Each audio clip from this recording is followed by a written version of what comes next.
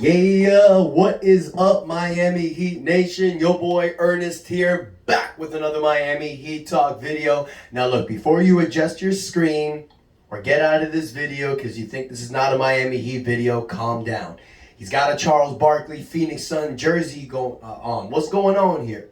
Nothing. As most of you guys know, I am a huge NBA fan, particularly the NBA in the 90s. Is when I first started watching basketball. I got a bunch of these 90s jerseys. Guys like Charles Barkley, Reggie Miller, Hakeem Olajuwon, Mike Bibby, list goes on and on. I'll be throwing them in every now and then just to show you guys my threads because I love them. But even though I got a Phoenix Sun jersey on, off we go on another Miami Heat Talk adventure. Now, this video, you guys, is going to be more pertaining towards the new NBA CBA agreement, which goes into effect July 1st. There's a lot of confusing things about the new CBA, so I wanted to take a moment in this video to basically break it down for all you guys. Now, the video I cut 2 days ago, it was an off-season guide. It was basically explaining where we were, where we stood, and what we can do in the future. But this video, I think is going to explain things a little bit easier. And the reason why I'm cutting this video, you guys, is because last year we were in a very similar situation. We lost the Eastern Finals. We were going all off-season trying to trade for Kevin Durant and Donovan Mitchell. We were hampered by the luxury tax cap. We let PJ Tucker walk. A lot of people were confused on what's going on. So this time, I want to break it down for everybody so we can all understand together. So, what are the new changes for the CBA? Now, there's huge changes coming next offseason in 2024. Huge changes that are going to affect the Miami Heat. Most of these changes, though, are not going to affect us this year. So in my opinion, the 2023 offseason is time to swing for the fences for the Miami Heat. You were 3 wins away from the NBA Finals championship. You were so close with the injured and hampered roster. So that means if we make an upgrade to this team, we are going to be favorites not only in the East, but maybe in the NBA, okay? So let's go ahead and break it all down. What are these changes? Well, first and foremost, the new CBA, they have certain terms, certain levels of luxury tax hits. They're called aprons. There's a first apron and there's a second apron team. The Miami Heat I believe we were not a first apron team, or we were in the 2023 season. I'm not 100% sure, but I believe we were not, because we were flirting right under the luxury tax line. This year, we will be a second apron team. What is a second apron team? A second apron team is when you go $17.5 million over the salary cap. The Miami Heat right now have 9 guaranteed players on their roster, with a salary cap of $171 million. That's already about $10 to $11 million over the salary cap. We are $6 million under the second apron cap. So unless we sign 6 players to minimum contracts, well, 5 players technically, but unless we sign all of them to minimum contracts, we will be a second apron team. So, what happens when you're a second apron team? When you are $17.5 million over the salary cap, there are certain things that you are no longer going to have anymore. I believe this new CBA was made so that NBA teams, not only can they not create super teams, which is the last CBA, but now this new CBA is going to hamper teams like the Miami Heat, Golden State Warriors, to continue their dynasty level. Because now the Miami Heat are going to have to make some serious choices. And I'll be honest with you guys, I don't care about Mickey Arison's money. He's a millionaire. He owns Carnival Cruise Lines. He owns the Miami Heat. You make a lot of money, dude. It's time to spend. But at the end of the day, put yourself in his shoes with some of these scenarios I'm about to throw at you guys. Okay. Now, when you are a second apron team, $17.5 million over the salary cap, you lose a lot of benefits that we used to have. First benefit that you lose, you no longer have mid-level exceptions. That sucks.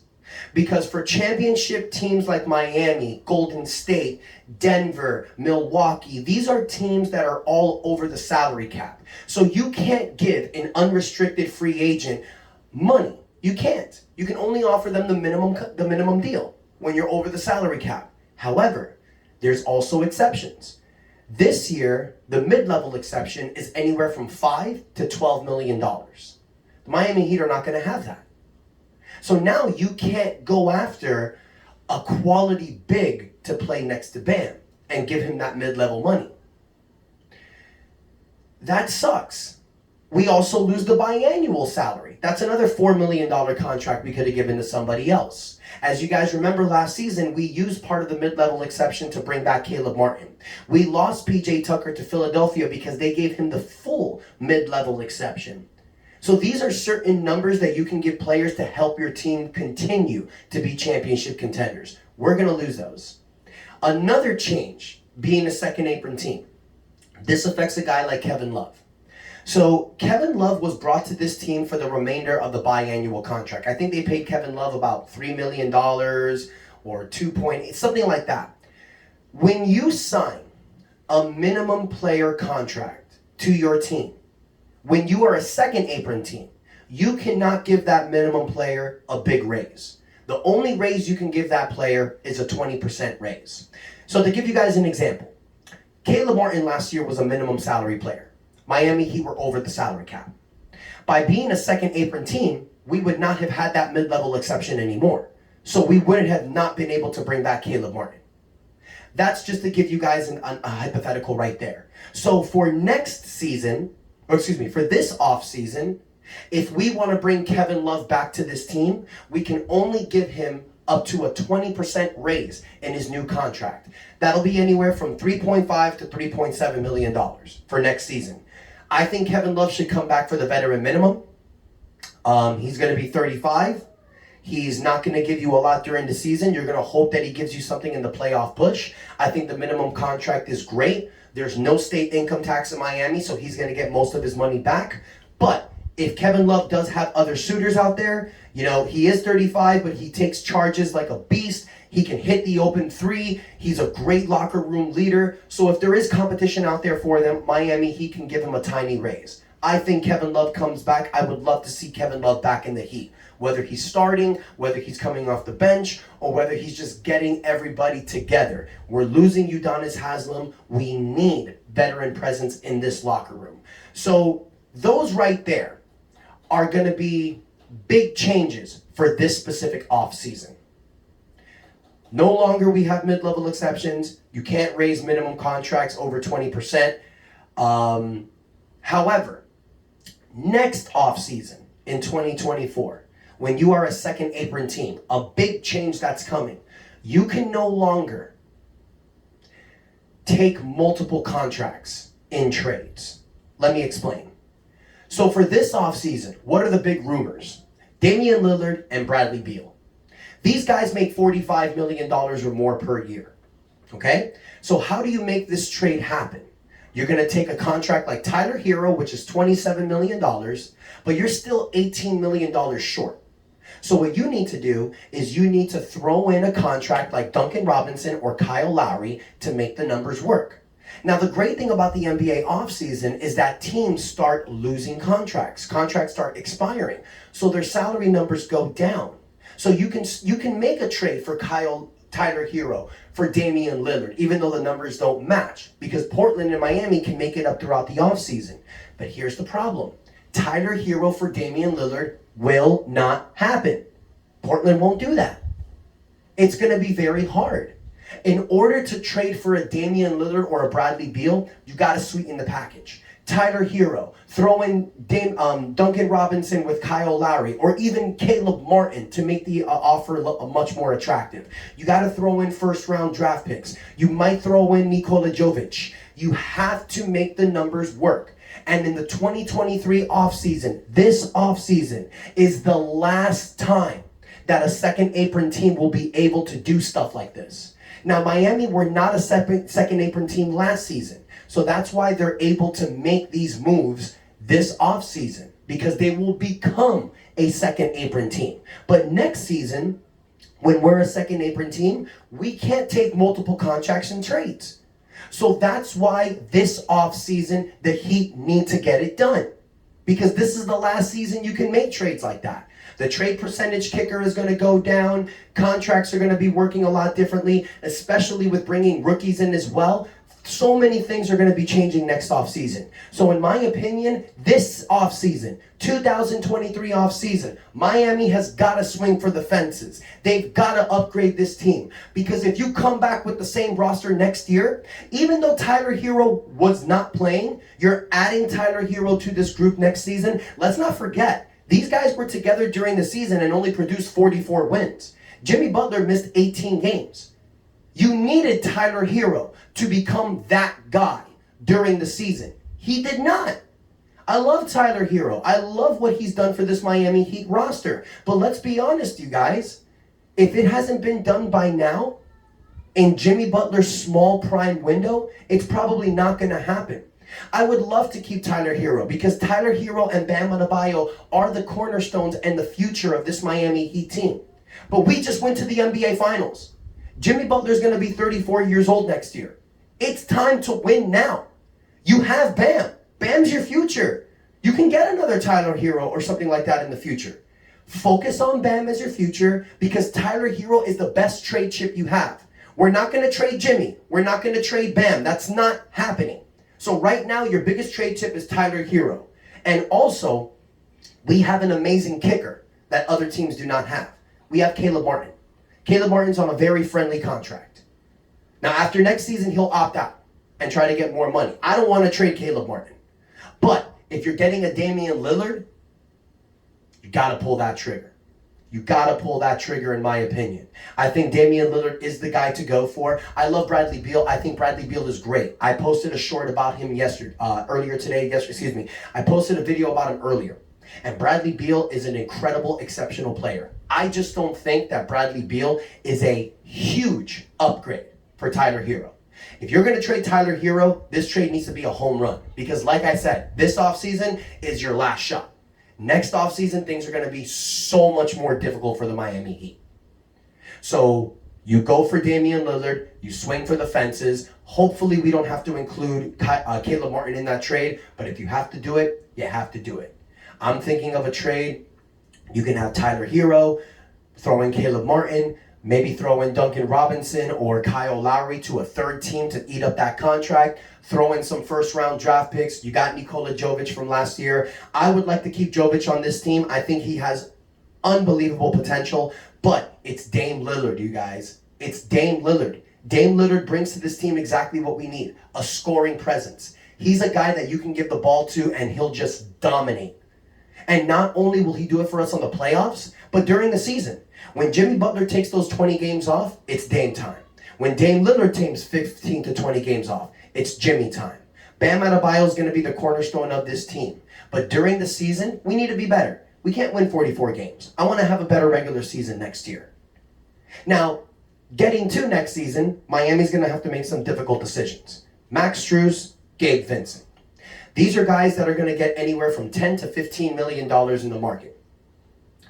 Now here's the thing about being a second apron team. What I want to mention to you guys. And this is going to be a really tough decision for Pat Riley and Mickey Arison. If you give Maxtress and Gabe Vincent $10 to $15 million per year, that's not all that you're paying them. Guys, you need to understand. When you're a second apron team, you're paying about $1.75, $2 per dollar in taxes.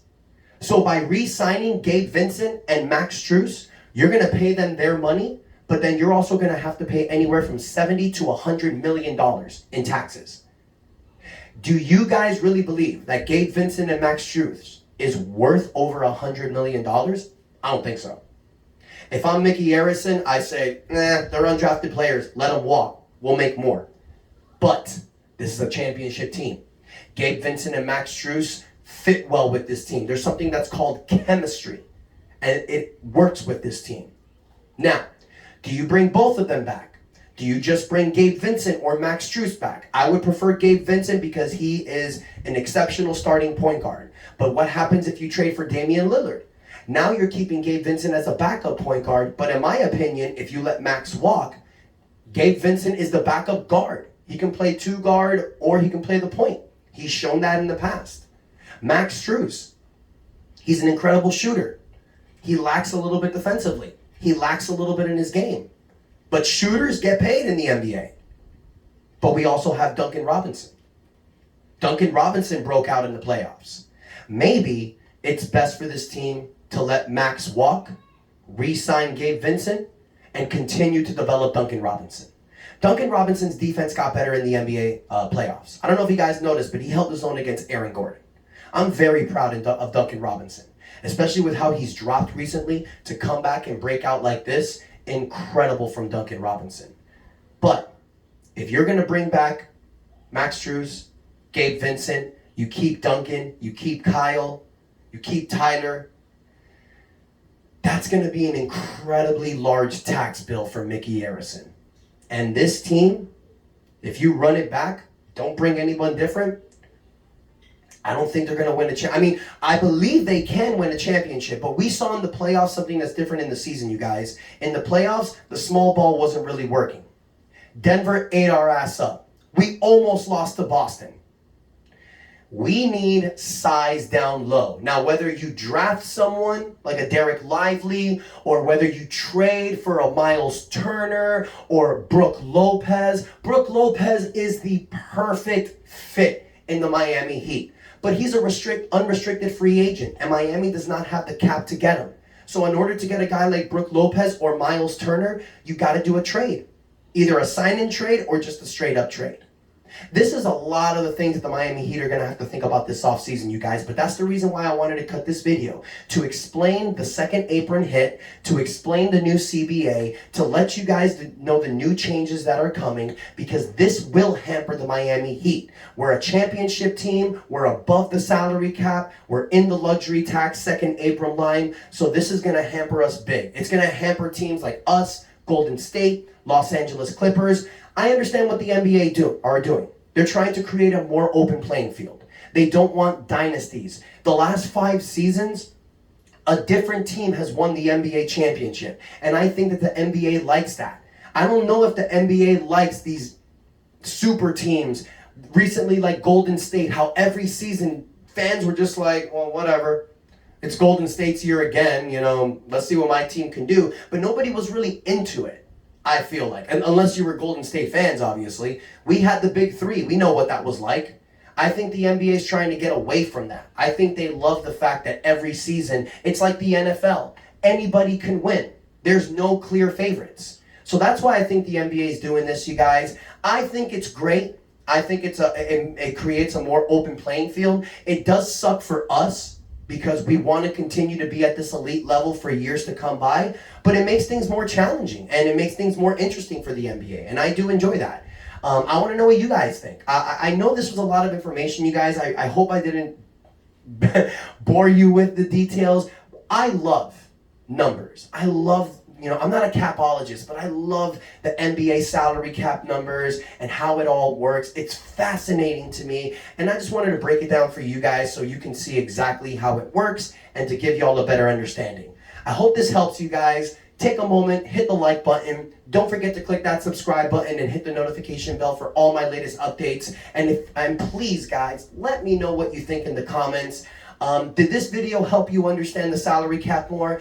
If you have any confusion about something, ask me in the comments. I'll be more than happy to answer your questions. Thank you guys so much for the love and the continued support. I love you guys, and until next time, your boy Ernest out. That's enough said.